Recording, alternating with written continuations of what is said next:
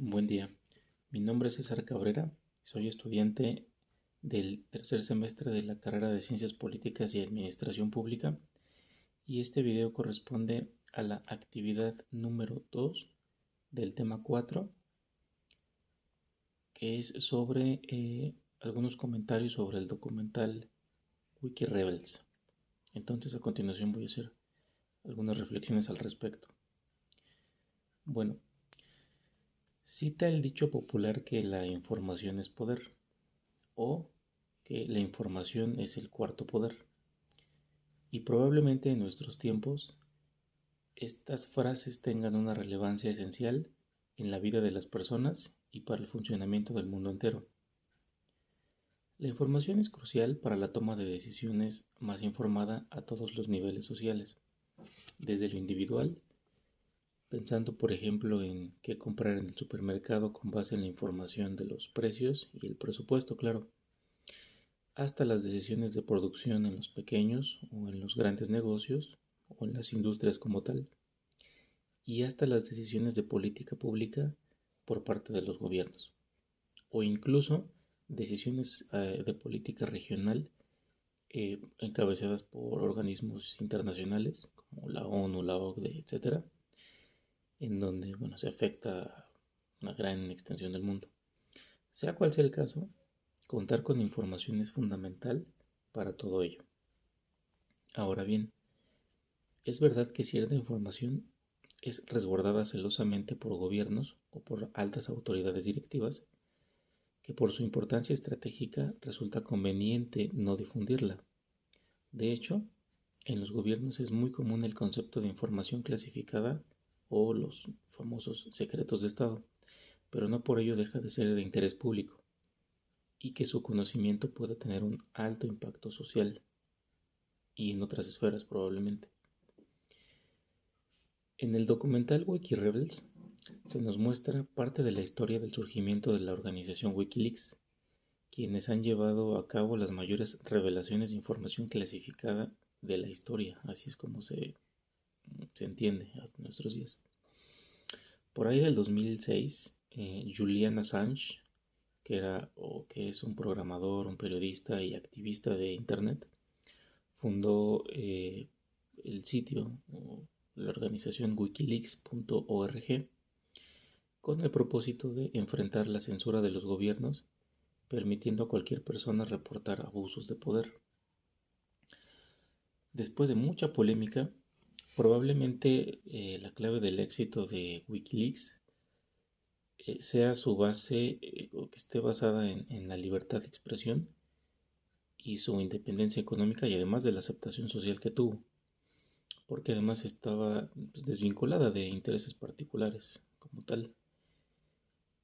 Los miembros o los participantes de la organización están dispersos en todo el mundo hasta donde se sabe y se comunican a través de una lista restringida de correo, manteniéndose protegidos en términos legales, ¿no? Digamos. Según el propio Assange, las tres razones que motivaron su creación fueron la muerte a escala mundial de la sociedad civil, en segundo lugar que existe un creciente estado de seguridad oculto que se está extendiendo por todo el mundo, sobre todo en Estados Unidos, y en tercer lugar es porque los medios de comunicación internacionales son un desastre, así como él mismo lo establece. Cabe preguntarnos, ¿tenía razón o tiene razón? Bueno, a mí me parece que lo más seguro es que sí. Esto me hace pensar en cosas como hacia dónde se dirige esta organización, o sea, cuáles son sus alcances reales o hasta dónde va a llegar. También nos podríamos poner a reflexionar sobre si se ha hecho más fuerte que las propias organizaciones secretas de Estados Unidos. Eh, por otra parte, podemos nosotros pensar en realmente quién es Assange. ¿Es realmente un libertador, ¿no? En esos términos? ¿O es un delincuente o un espía? Y por otro lado, ¿cuáles son las consecuencias para Internet en términos de seguridad de la información? Y bueno, una revolución que tiene impactos económicos y políticos, ¿no? Que al final son los campos que más se ven afectados positivo o negativamente en cualquier circunstancia, normalmente. Bueno, Julian Assange encabeza entonces una revolución en la difusión de información de forma paralela, digamos, ¿no?, a la oficialista, con tintes que rayan precisamente en la ilegalidad y que, bueno, han tenido como consecuencia la persecución masiva de él y de su grupo. De hecho, el caso llegó hasta los tribunales y por ahí, bueno, hubo algunos ofrecimientos de asilo político en algunos países, en México, entre ellos. Entonces, nuevamente, no cabe preguntarnos si Assange es un héroe o un delincuente. Quizá el tiempo nos dé la mejor respuesta.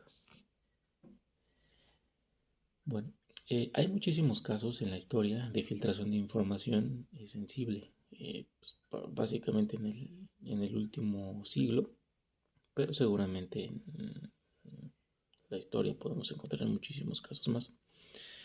Pero por ahora me viene a la mente un par de casos que sí me gustaría comentar, que van muy a tono con el tema.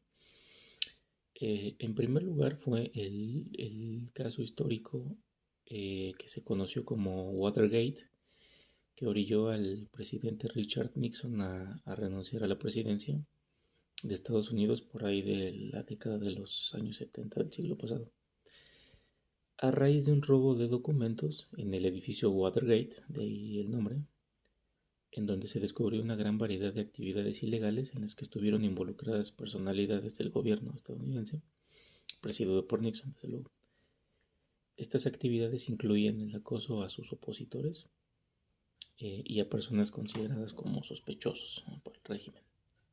Entonces Nixon y su grupo cercano ordenaron hacer acoso a estos grupos de activistas, pero utilizando instituciones públicas como el FBI y la CIA, entre otras. Entonces, cuando se supo esto, bueno, fue un escándalo que destapó múltiples abusos de poder por parte del gobierno de Nixon, orillándolo a renunciar al cargo. Entonces, queda reflexionar si se hizo un bien en la difusión de esta información o no. Otro caso de filtración de información sensible lo vivimos hace apenas algunos meses con el famoso Guacamaya Leaks.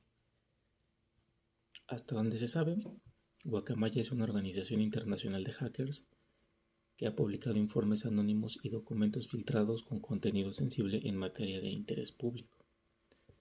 Opera principalmente en Latinoamérica y hasta la fecha, o hasta donde se sabe, ha hackeado a los gobiernos de Chile, Perú y México recientemente, en donde, bueno, precisamente en nuestro país se generó toda una polémica hace muy poco por el robo de información a la Secretaría de Defensa, a la milicia mexicana, y en donde se revelaron datos y muchos otros detalles sobre la forma de operar de algunas de las instituciones mexicanas ante el crimen organizado. Y nuevamente nos queda pensar si este grupo hizo bien en difundir esta información o no. Probablemente nuevamente el tiempo nos dará la mejor respuesta. Bueno, finalmente todos estos casos me llevan a pensar sobre realmente cuál es el límite de la legalidad y de la ética. ¿Julian Assange debe ser juzgado por sustraer ilegalmente información realmente o debe ser catalogado como un héroe por dar a conocer información que afecta de manera directa a la sociedad mundial, ¿no?, y particularmente por tratarse de información de Estados Unidos, entre otros? Los que robaron la información del edificio Watergate, igual, ¿deben ser juzgados o deben ser considerados como héroes? ¿Fue legal? ¿Fue ética su actuación? Bueno, ese es el gran tema que habría que pensar. O el mismo grupo Guacamaya, lo mismo. ¿Sus acciones fueron éticas? Sí, probablemente. Y la reflexión final que me deja todo este tema es que si bien el Internet nos puede ayudar mucho como sociedad en muchos temas, también nos puede sumir en conflictos morales y éticos, en donde habría que replantearnos como sociedad hacia dónde nos estamos dirigiendo. Bueno, muchas gracias por su atención.